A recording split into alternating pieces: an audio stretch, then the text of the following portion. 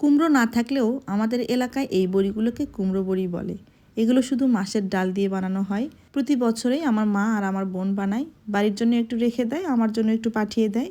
যতটুকু পাঠিয়ে দেয় অতটুকু খাওয়া হয় সারা বছর। বাজারের কেনাগুলো আমি খেতে পারি না, কারণ ওগুলোতে কুমড়ো মিশানো থাকে। আমার কাছে কেন যেন একটা গন্ধ লাগে। অনেক এলাকায় শুনি কুমড়ো দিয়ে করে, মানে কুমড়ো বেশি থাকে, মাসকলাই কম থাকে, মাছের ডালটা কম থাকে। কিন্তু আমাদের এলাকায় আবার কুমড়োটা দেয়ই না একদম। ওটা খেতেই কেন যেন আমার বেশি মজা লাগে। বাজার থেকে একবার কিনে নিয়ে আসছিল, কেন যেন গন্ধ লাগছিল, তারপর থেকে আর কিনতে দেই না। যেহেতু খেতে পারি না তাই কিনে নষ্ট করে লাভ নেই, এই জন্য আর কেনা হয় না। তবে আমার মনে হয় যারা নিজেরা খাওয়ার জন্য বানায় তারা মনে হয় একটু যত্ন করেই বানায়, সেগুলো হয়তো বা মজা হয়। কিন্তু বাজার থেকে যখন নিয়ে আসছিল তখন ভাবছিলাম ভালো হবে, রান্না করার পর দেখি কেমন যেন একটা গন্ধ। যাই হোক, আজকে আমি এই কুমড়ো বড়ি ভর্তা করব আর কচুর মুখি দিয়ে চিংড়ি মাছ রান্না করব। মুখিগুলো আমি একটু সিদ্ধ করে নিয়েছি। সামান্য একটু সিদ্ধ করে নিলে এর ভেতর থেকে কষগুলো বের হয়ে যায়, আঠালো ভাবটা আর থাকে না। যাই হোক, এই চুলায় ঝোলগুলো বসিয়ে দিয়ে অন্য চুলায় আমি কুমড়ো বড়িগুলো ভেজে নেব।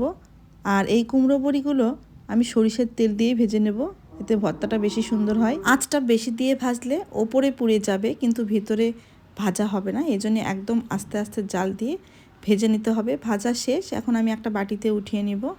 তো এই প্যানেই আমি আবার তেল দিয়ে পেঁয়াজ মরিচ ভেজে নিব। প্রথমে আমি মরিচগুলো দিয়ে দেব। মরিচগুলো হালকা ভাজা হয়ে গেলে এর ভেতরে পেঁয়াজ আর রসুন দিয়ে দেব।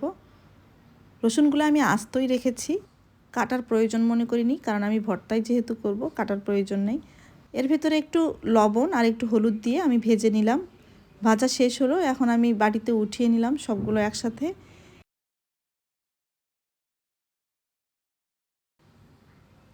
তো কুমড়ো বড়িগুলো এখন আমি একটা পাটায় ভর্তা করে নেব। তার আগে পেঁয়াজ মরিচ রসুনটা একটু ভর্তা করে নেব। এরপর এর ভেতরে কুমড়ো বড়িগুলো দিয়ে ভর্তা করব। অনেকে আবার কুমড়ো বড়ির এই ভর্তাটা শুকনো শুকনো পছন্দ করে, তখন পেঁয়াজ মরিচ না ভাজলেও চলে।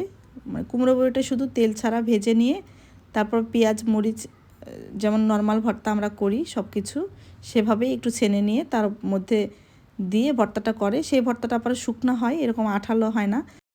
তো আমি দুইভাবেই ভর্তা করি, শুকনোটাও করি, এভাবে আঠালোটাও করি, দুটোই খেতে মজা লাগে।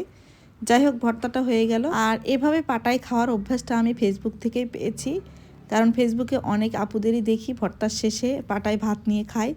আমারও এখন খেতে ভালো লাগে, তাই খাই। এদিকে ঝোলটা হয়ে গেছে, এখন আমি একটা বাটিতে উঠিয়ে নেব।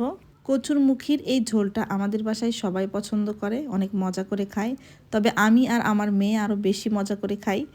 তো আজকের মতো বিদায় নিচ্ছি, সবাই ভালো থাকবেন, আল্লাহ হাফেজ।